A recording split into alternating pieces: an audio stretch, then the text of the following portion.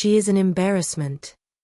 My mother's voice shattered the courtroom silence like glass exploding against marble. She's unstable. She's not fit to inherit anything. I stood there, fingers gripping the edge of the defendant's table, feeling 300 eyes burning into the back of my skull. The journalists in the gallery leaned forward. The court stenographer's fingers froze over her keyboard. My lawyer, Marcus, touched my elbow, a silent reminder to breathe. My mother wasn't done. She never was. Your Honor, I'm begging you to see reason. My daughter has no business acumen whatsoever. She's reckless with money, she's emotionally volatile, and frankly, she pressed a tissue to her dry eyes, her voice cracking with practiced precision. Frankly, giving her control of Carter Industries would be a betrayal of everything my late husband built. The murmurs rippled through the courtroom like a wave. I watched Judge Reeves, a silver-haired woman in her 60s, review the documents before her with meticulous care. My mother's attorney, a shark in a $1,000 suit named Gregory Ashford, stood with his hands clasped, radiating confidence. Then Judge Reeves did something unexpected. She removed her reading glasses and looked directly at my mother. Not at her lawyer. At her. Before we continue, tell me the city and country you're watching from. I love seeing how far these stories travel. And if you're new here, don't forget to subscribe. Mrs. Carter, the judge said, her voice cutting through the courtroom like a scalpel, are you aware that your daughter legally owns 62% of the company you're currently trying to claim? The silence that followed was absolute. My mother's face went from flushed to ashen in seconds. Her mouth opened, closed, opened again. No sound came out. Gregory Ashford's confident posture collapsed. He leaned toward my mother, whispering frantically, but she just stared at the judge like she'd been slapped. What? My mother finally managed. Judge Reeves glanced at Marcus, who stood smoothly and approached the bench with a leather portfolio I'd watched him prepare for weeks. Your Honor, Marcus said, his voice steady, I have the documentation right here. I closed my eyes for just a moment, letting myself feel it. The shift. The crack in her armor.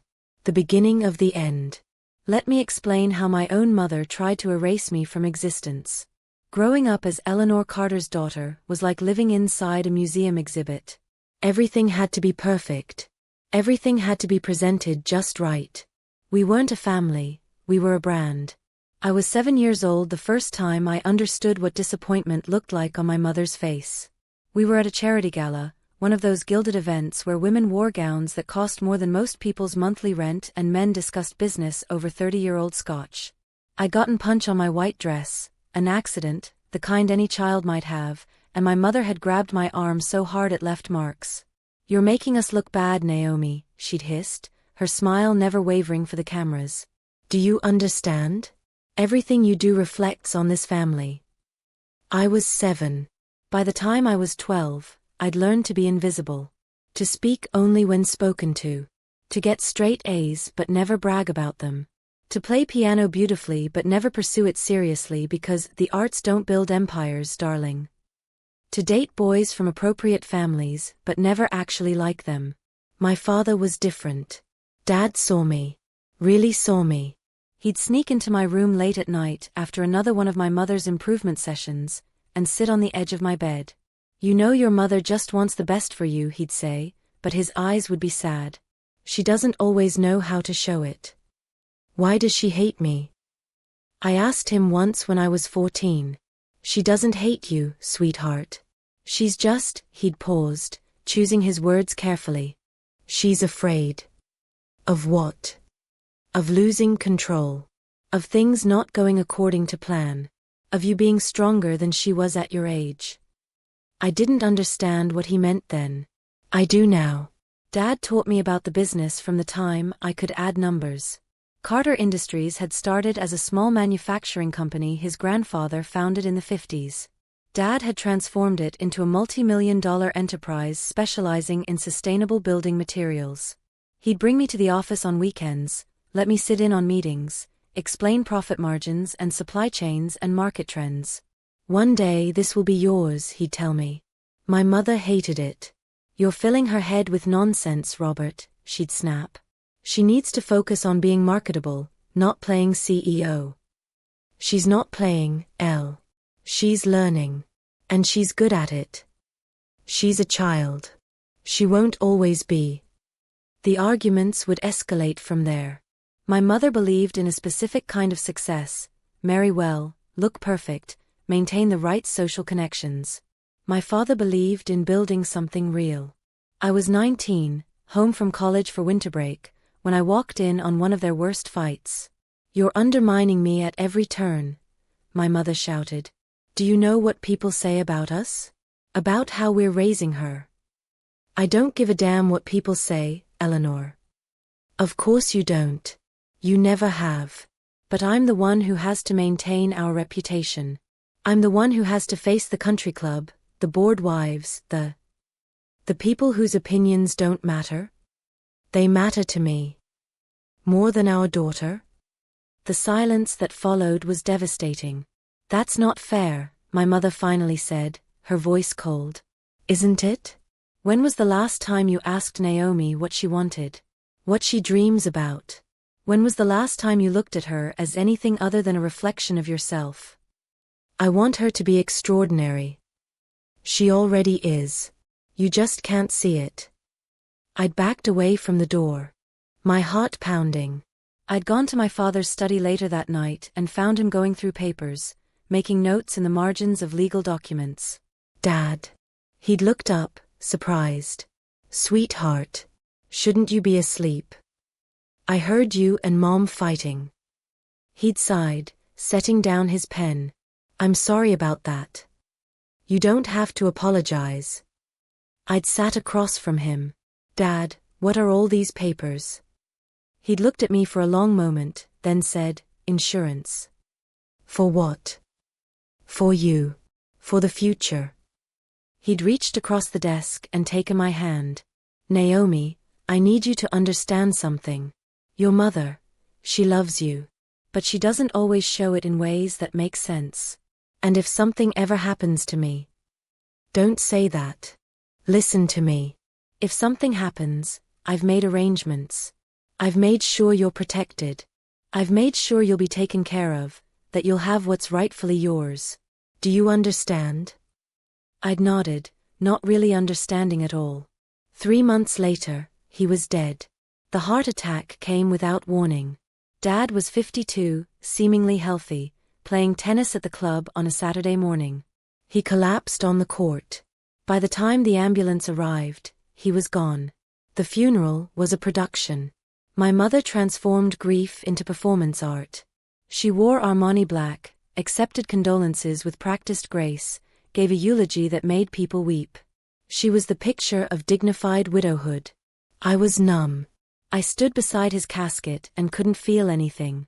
Not sadness, not anger, not fear. Just nothing. The person who'd seen me, who'd believed in me, who'd understood me, gone. "You need to pull yourself together," my mother told me the morning of the funeral. "People are watching. Dad just died." "I'm aware of that, Naomi. I'm also aware that we have responsibilities. Appearances matter." "How can you even think about that right now?" "Because someone has to." She'd adjusted my collar, her hands cold. "You'll learn that eventually. Emotions are a luxury we can't afford." The reading of the will happened 2 weeks later. I sat in the lawyer's office, a man named Thomas Brennan who'd worked with my father for years, and listened as he detailed my father's estate. Carter Industries was to continue operating under existing board leadership. My mother was named temporary executor. I was to receive a trust fund, some personal items, and minority shares in the company, to be managed appropriately until such time as Miss Carter demonstrates readiness for greater responsibility. My mother had smiled. Actually smiled. "Well," she'd said, "I suppose that's that." But Thomas had looked at me with an expression I couldn't quite read. "Miss Carter, your father left specific instructions for you. Perhaps we could speak privately." "Anything you need to say to my daughter, you can say in front of me," my mother had interjected. "Actually, Mrs. Carter, the instructions were quite clear. This conversation is between Mr. Carter's attorney and his daughter." My mother's smile had frozen. But she'd stood, smoothing her skirt. Of course. I'll be right outside. After she left, Thomas had leaned forward. Naomi, your father was a very intelligent man. And he was very specific about certain things. The will that was just read, that's the public document. But your father filed additional paperwork. Amendments. Trusts. Legal structures that aren't part of the estate proceedings. I don't understand. You don't need to yet. But you need to know they exist. And you need to know that when the time comes, and you'll know when that is, you should contact me immediately. Do you understand? I'd nodded, still confused. Good. And Naomi? He'd handed me a sealed envelope. Don't open this unless you need to. You'll know when that is too. I'd taken the envelope home and hidden it in the back of my closet behind old photo albums. Then I'd tried to move forward. But moving forward under my mother's control was like trying to swim with weights tied to your ankles. It started small. Board meetings I used to attend with my father, suddenly I wasn't invited. They're handling operational details, darling. Nothing you need to worry about. Financial reports I used to review, suddenly they were too complex for me to understand. Let the professionals handle it. My questions were dismissed as naivety. My concerns were labeled as emotional overreaction. My attempts to be involved were characterized as getting in the way. Within 6 months, I was completely shut out. Within a year, I found out my shares had been restructured into a voting trust controlled by my mother. It's standard practice, she'd explained over dinner at the club, her voice dripping with condescension. You're still the beneficial owner, obviously. But the voting rights need to be exercised by someone with experience. Someone who understands the complexities of corporate governance. Someone like you. Exactly. Dad wouldn't have wanted this. Her fork had paused halfway to her mouth. Your father isn't here. And frankly, Naomi, he indulged you far too much. He let you play at business when you should have been focusing on more appropriate pursuits. I'm simply correcting his mistakes. I'm not a mistake. I never said you were. But your expectations are unrealistic. You're 22 years old with a liberal arts degree. You have no business trying to run a company. I'm not trying to run it. I'm just asking to be involved. And I'm telling you that your involvement isn't necessary or welcome. She'd smiled then, that practiced smile that never reached her eyes. Now, I've arranged for you to meet the Harrington boy next week. He's just finished his MBA and his family owns. I'm not interested in the Harrington boy. You haven't even met him. I don't care. I'm not a piece of property you can auction off to the highest bidder. Don't be dramatic. I'm simply trying to help you make advantageous connections. Unless you'd prefer to continue disappointing everyone who has expectations for you. I'd left the table. Left the club. Drove home with my hands shaking on the steering wheel. That night, I'd pulled out the envelope Thomas had given me. Inside was a single piece of paper with a phone number and a note in my father's handwriting. When she tries to take what's yours, call this number. I love you. I believe in you. I've made sure you're protected. Dad. I'd stared at that note for an hour, tears running down my face. The next day, I'd called the number. The voice that answered belonged to a woman named Patricia Valdez. She was a forensic accountant who specialized in corporate fraud and estate litigation. My father had put her on retainer 2 years before his death with specific instructions. Watch the company, watch my mother, and if anything seemed wrong, if I ever called, investigate everything. Your father was very thorough, Patricia told me during our first meeting. He loved your mother, but he wasn't blind to her flaws. He knew she valued control and appearances above almost everything. And he worried about what might happen to you, and to the company, if he wasn't there to protect you. Can you find out what she's actually doing? That's exactly what I'm going to do. It took Patricia 3 months to build the case. 3 months of subpoenaed documents, tracked transactions, reviewed board minutes, and analyzed financial statements. What she found was devastating. My mother had systematically been stripping assets from Carter Industries. selling off subsidiary companies at below market rates to shell corporations controlled by her friends, funneling money through consulting contracts that provided no actual services, preparing to liquidate my father's life work piece by piece while publicly claiming she was preserving his legacy. And the shares, my shares, she'd been in the process of attempting to have them legally dissolved through a guardianship claim. She was going to have me declared incompetent. She's filed preliminary paperwork, Patricia explained, showing me the documents. She's claiming you're emotionally unstable, financially irresponsible, and unable to make sound decisions. She's got 3 family members ready to testify on her behalf. She's going to try to have herself appointed as your permanent legal guardian, which would give her complete control over your inheritance. I'm 23 years old. Doesn't matter. If the court believes you're incapable, they can do it. This is insane. This is what happens when someone decides you're an obstacle. Patricia had pulled out another folder. But here's the thing your mother doesn't know. Your father didn't just leave you shares, Naomi. He transferred majority ownership of Carter Industries into an irrevocable trust before he died. A trust with you as the sole beneficiary. Your mother was named as temporary executor only until you turned 25 or until such time as you petition for control, whichever came first. Idés til dig her. What? You own 62% of Carter Industries. You have since your father died.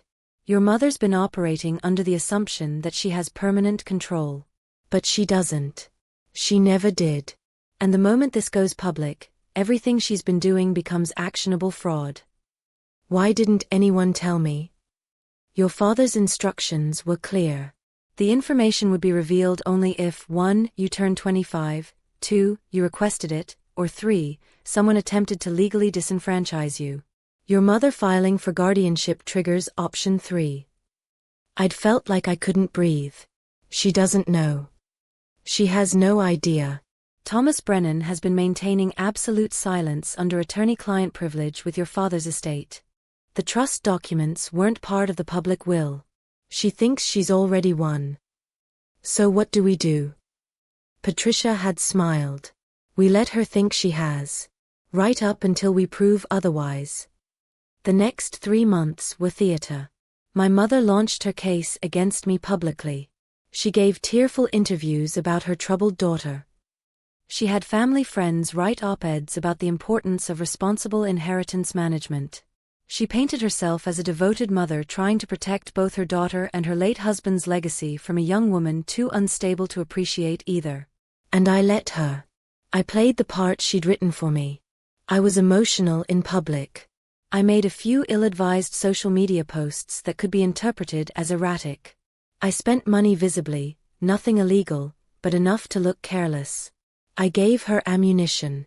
Marcus, the attorney Patricia had recommended, had been clear. Let her build her case. Let her commit to the narrative. The harder she pushes, the worse the reversal will be. It feels like I'm losing. You're not. You're setting the trap. The preliminary hearing was a nightmare. My mother's attorney presented evidence of my supposed instability, impulsive purchases, emotional posts, arguments with family members.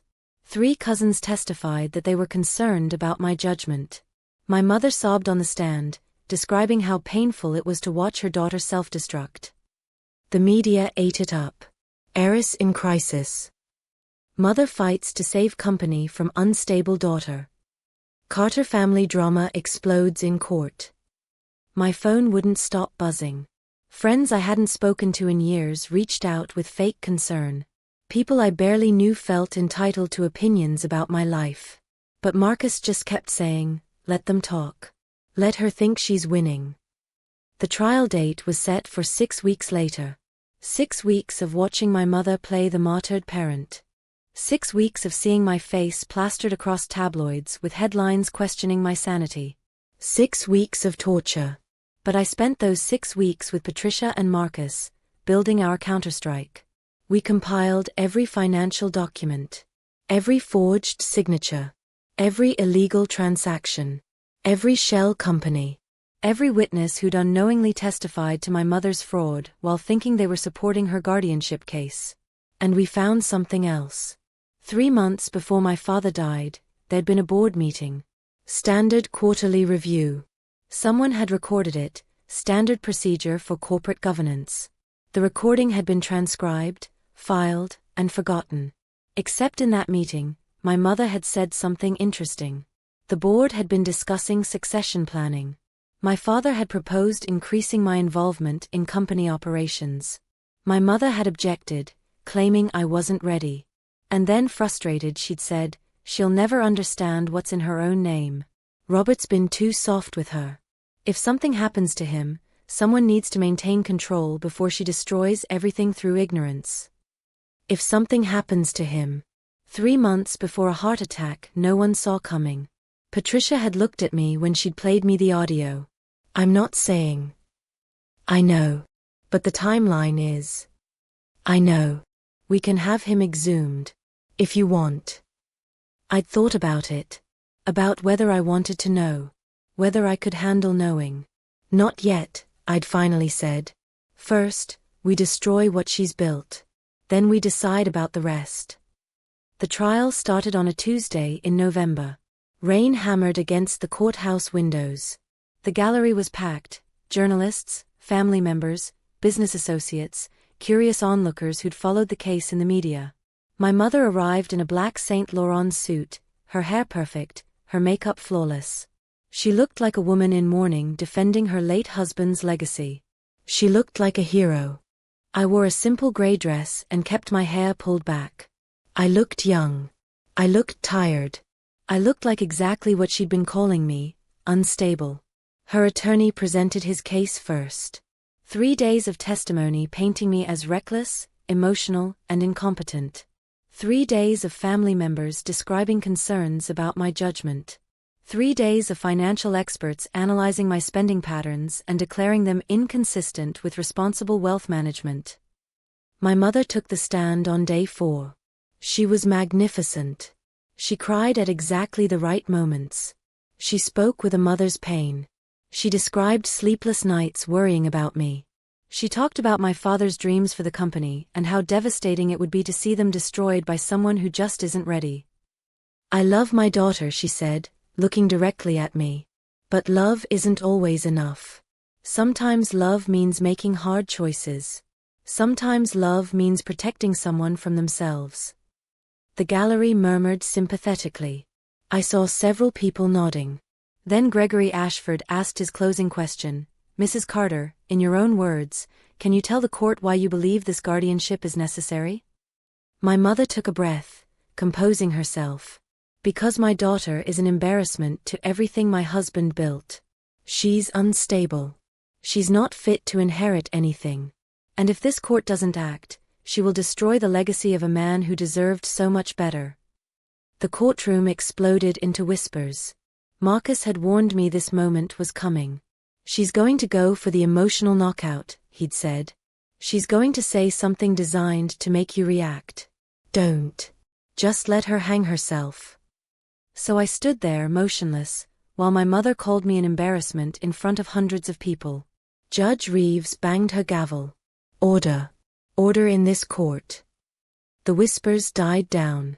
Then the judge did something I hadn't expected. She didn't move to the next phase of trial.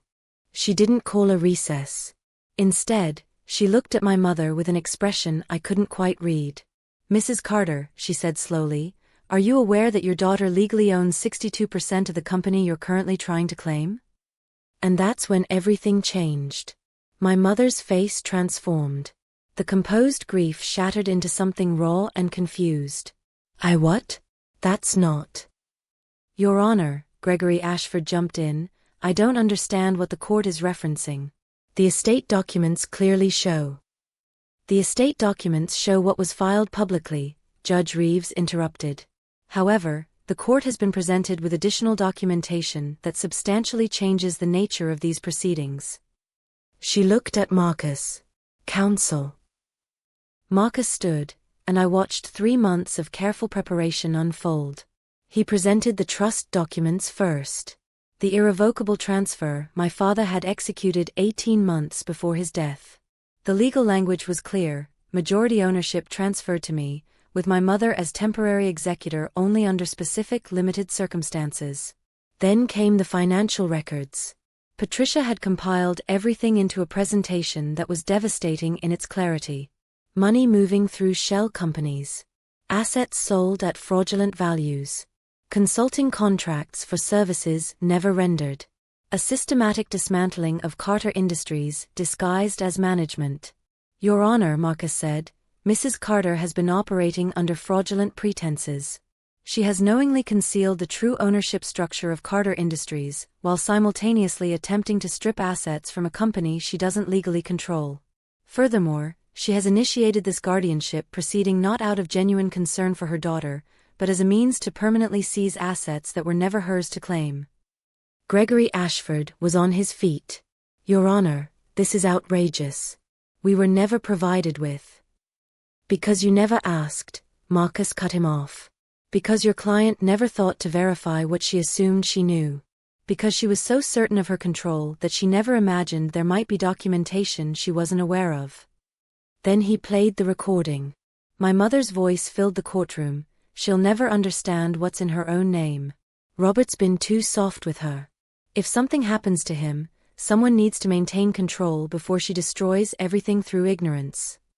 The silence that followed was absolute. Mrs. Carter, Judge Reeves said, her voice like ice, you just testified under oath that your daughter is incompetent to manage inherited assets. But according to these documents, your daughter doesn't have inherited assets. She has transferred assets that she's owned since before your husband's death.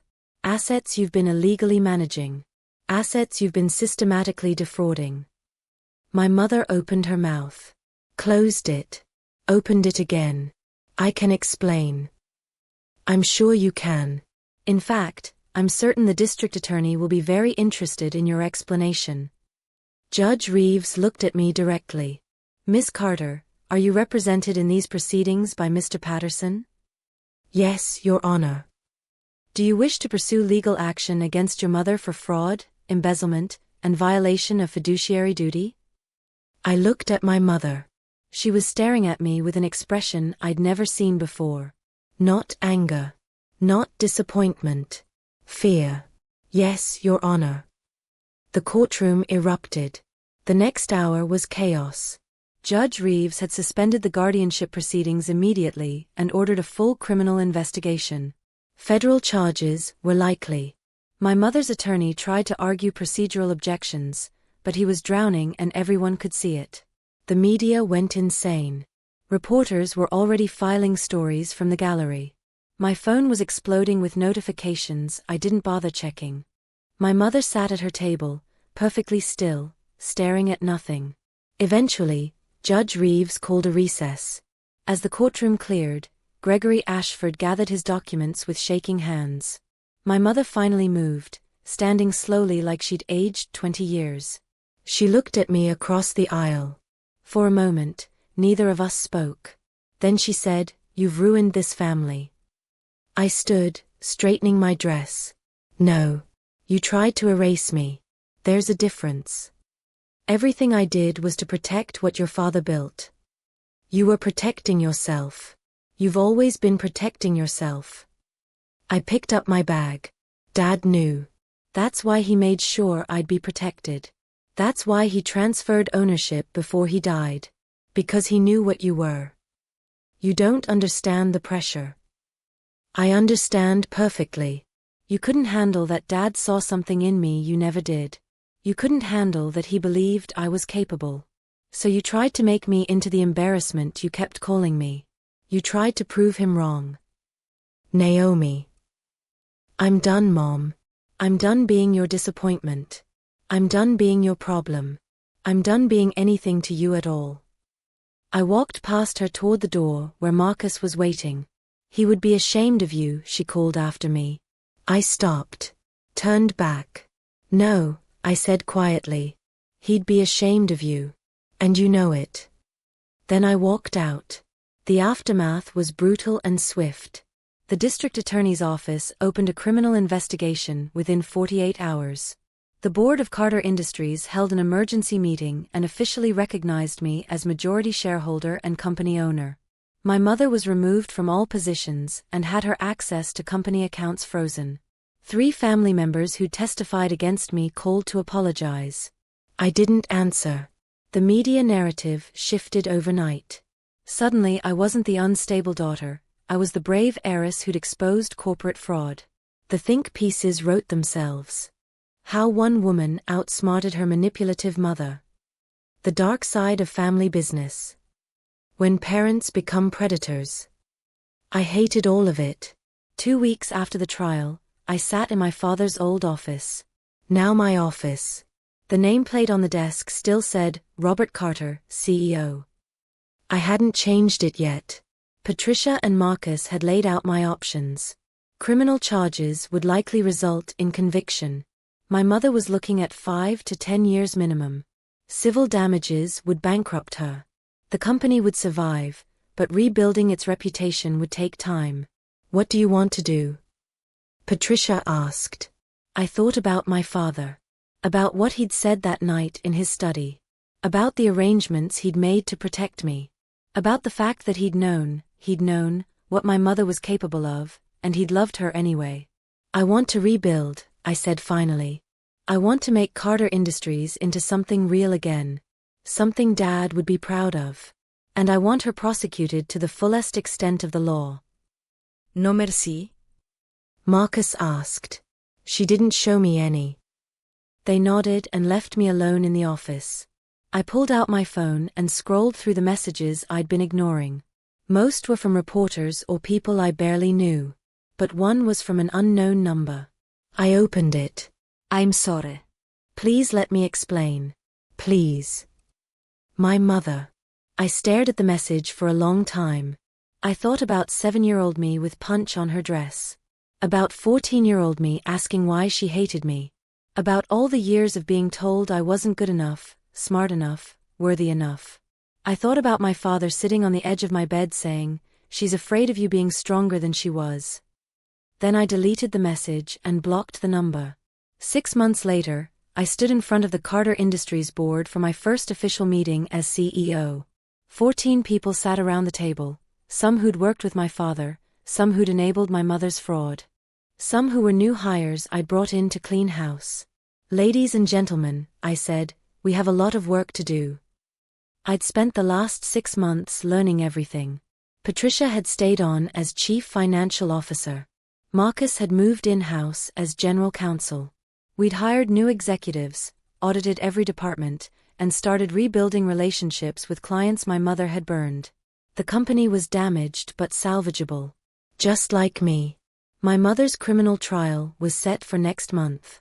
Her lawyer had tried to arrange a plea deal, reduce charges in exchange for information about other parties involved in the fraud. I declined to support any reduction. Let her face everything she'd done. People asked if I felt guilty. If I regretted destroying my mother's life. I didn't. She'd had a choice at every turn. She could have been honest. She could have included me. She could have honored what my father wanted.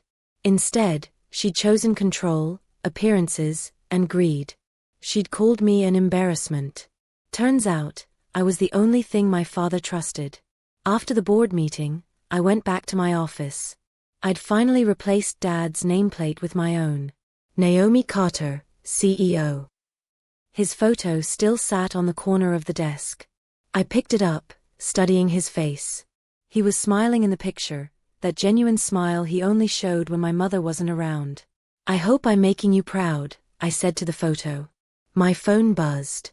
A message from Patricia, board meeting went well. Drinks to celebrate. I smiled and typed back, absolutely.